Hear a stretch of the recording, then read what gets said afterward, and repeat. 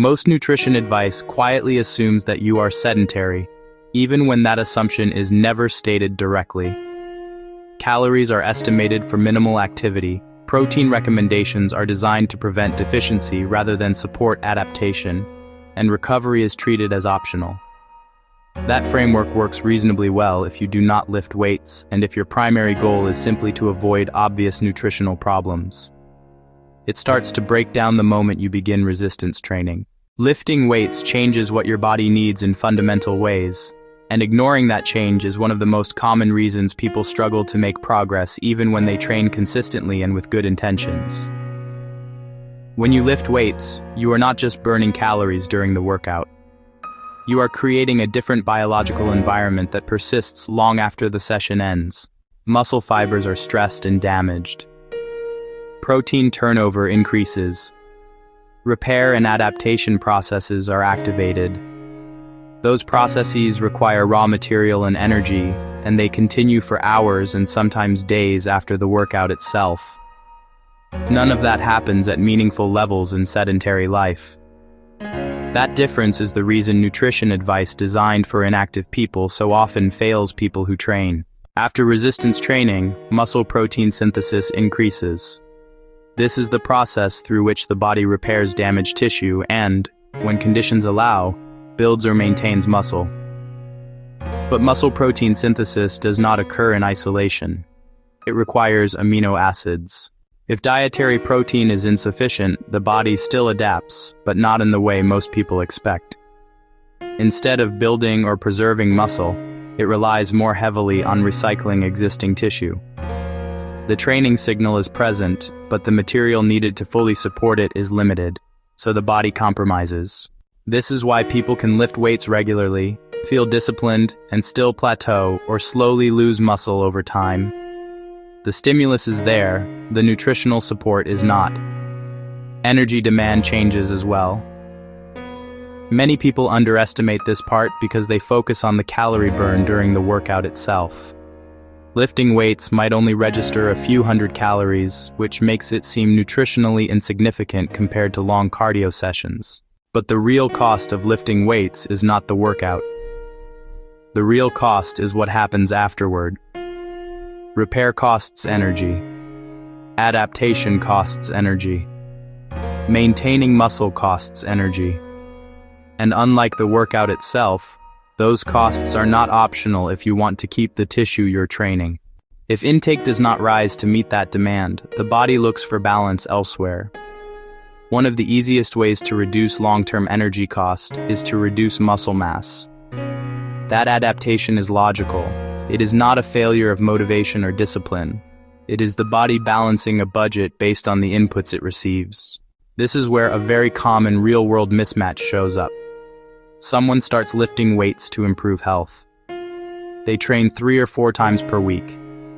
They clean up their diet.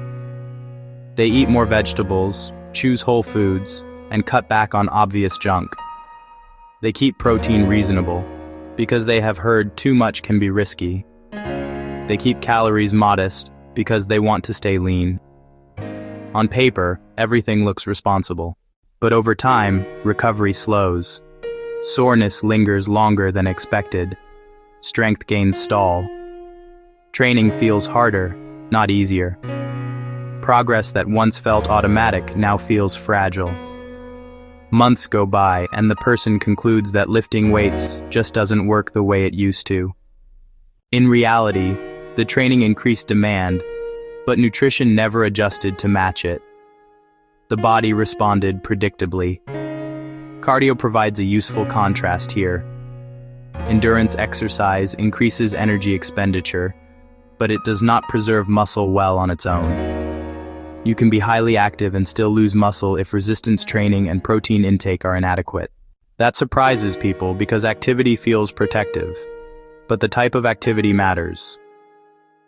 Once you lift weights, your nutrition needs no longer match sedentary assumptions. Protein needs increase because muscle turnover increases.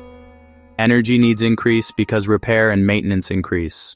Ignoring that reality does not stop adaptation. It only changes the direction of adaptation. This is where confusion sets in. People lift weights to improve health, but continue eating as if they are inactive. From the body's perspective, the message is contradictory. Maintain muscle, but do it with limited resources. So the body chooses efficiency over capability. That choice rarely shows up as a dramatic failure. It shows up slowly and quietly. Strength increases stall. Muscle mass drifts downward. Recovery takes longer. Training feels less rewarding.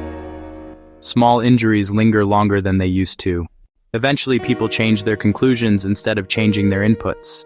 They assume age is the main variable, or hormones, or genetics. Those factors matter, but they are often not the first limiter. The first limiter is usually support. There is another layer here that becomes more important over time. As you become more trained and as you age, the system becomes less forgiving. The same intake that felt fine earlier in life may stop being enough later. Training raises the cost of maintenance. Aging reduces margin for error. That combination means nutritional mismatches show up more clearly the longer you train. This is also why protein recommendations based purely on body weight often miss the point. Two people of the same weight can have very different needs depending on how much muscle they have, how hard they train, how often they train, whether they are dieting, and how much total stress they are under. Training status changes the equation because training changes turnover. If turnover rises, the cost of being slightly low becomes higher. Not because deficiency appears overnight, but because repair and maintenance slowly fall behind. This is also why many people believe they are eating plenty of protein when they are not. They remember the high-protein meal. They forget the low-protein rest of the day. They hit a target occasionally, not consistently. And consistency is what the body responds to over months and years. This episode is not about maximizing muscle or chasing extreme intake. It is about alignment. If you lift weights, you have opted into a different physiological category. Your nutrition needs change as a result. Ignoring that does not make you disciplined. It makes you under-supported. In the next episode, we will return to the kidney question and explain why that fear continues to shape protein advice long after its original context was forgotten. For now, the takeaway is simple. Lifting weights changes the rules. And nutrition advice that ignores that fact will fail the people who train. This is Protein Truth.